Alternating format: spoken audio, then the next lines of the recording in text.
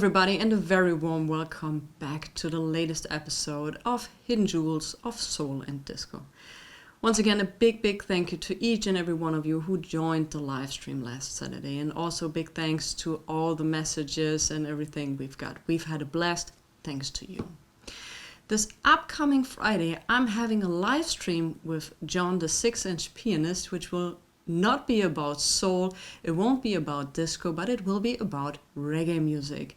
So stay tuned for that. It will be at 8 p.m. GMT, which is my local time. This week, I'm featuring a record which became one of Dancefloor's milestone records and which shaped dance music as we know it today. This week, we'll be featuring Change.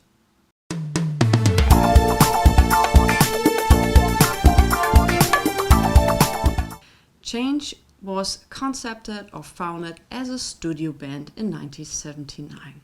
So mainly it was done to produce music and get it on the market pretty soon to have a fast cash in.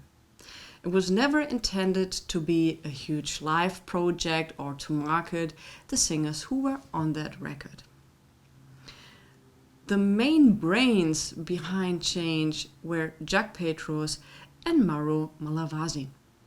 Jacques Petrus, unfortunately, was shot in 1987, which also had an impact on the group's history.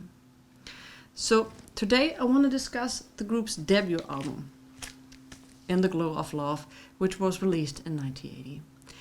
And why I think it's production-wise very interesting and why this record is so important for Luther Vandross's career, well, we'll discuss this after some needle drops. To hurt me for too many times when I thought our love was everlasting. This is no fairy tale that I just dreamed up. I celebrate holiday. Got the feeling, come on, keep my head. Holiday. Oh no. Hey there. The Glow of Love became an instant hit worldwide. And it had a very interesting way of production because the musical, the instrumental tracks were done in Italy, so it has a very European flavor to it. It is very early Italo Disco, which became huge a couple of years later, but it had also the fantastic vocals and mastering engineer skills from America. Because once the instrumentals were recorded, they were immediately flown to the United States, where people like Luther Vandross and Jocelyn Brown put their vocals on it. Luther Vandross sang on A Lover's Holiday and Surgeon, which became huge hits, like The Glow of Love and Angel in Your Pocket. This record was so important for Luther Vandross because the main market, the huge audience now got aware of Luther Vandross. Before that, he was a highly booked session singer, backing vocalist, but it was way before he became Luther Vandross, one of the finest singers ever. And this record helped to launch his solo career. Yeah, let's have a look at this record.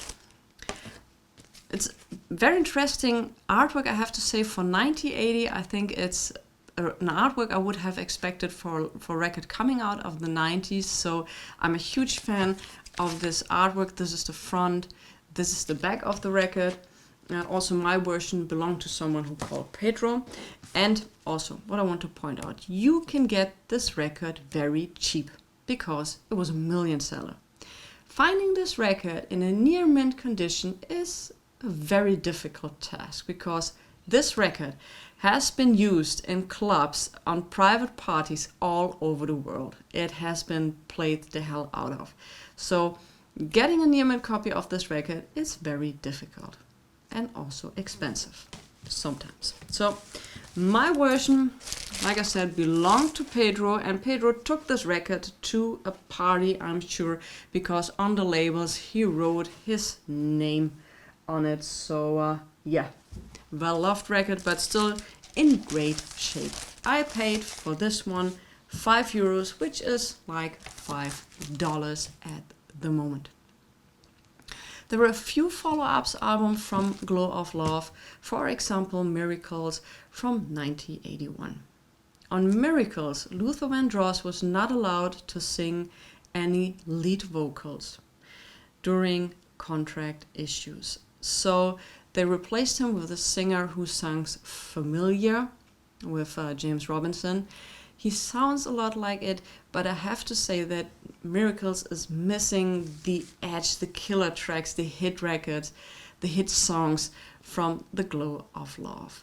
And during the 80s, Change went through some personal changes, but they went very much into R&B, kind of soft pop, and were not the tight dancing artist records which would have been a great success by the 80s. So they changed directions.